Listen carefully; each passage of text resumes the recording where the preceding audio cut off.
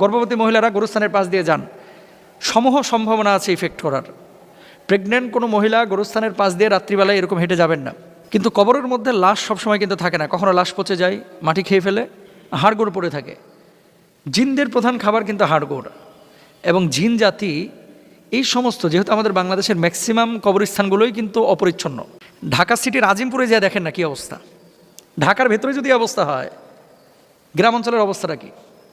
গ্রাম অঞ্চলে এমনও কবরস্থান আছে, এটারে যদি কাইটা সাইটা পরিষ্কার করা হয়, হয়তো বা 2-3 হাজার সাপ পাবেন ছোট ছোট, মানে এত নোংরা করে রাখে। তো এটা স্বাভাবিক। আল্লাহ রাসূল সাল্লাল্লাহু আলাইহি ওয়াসাল্লাম তো বলে গেছেন যে এই যে উপত্যকা, জলাশয়, জঙ্গল, এই জায়গাগুলো হচ্ছে জিনদের আদর্শ জায়গা।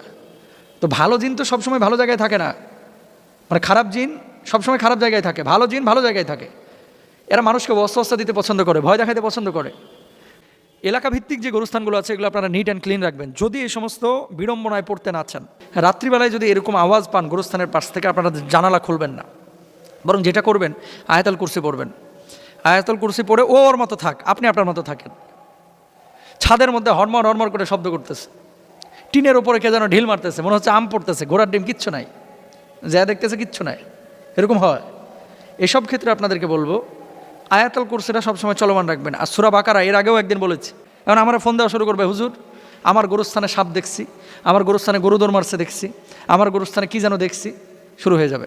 না, আপনাদেরকে বলি গোরস্থান পয় পরিষ্কার রাখবেন। সাদা কোনো কিছু যদি অস্তিত্বে আপনারা টের পান, সেদিকে আপনি তাকাচ্ছেন কেন? তাকাবেন না। তো গোরস্থানে রাত্রিবেলায় যাওয়ার চেষ্টাও করবেন না অনেক সময়।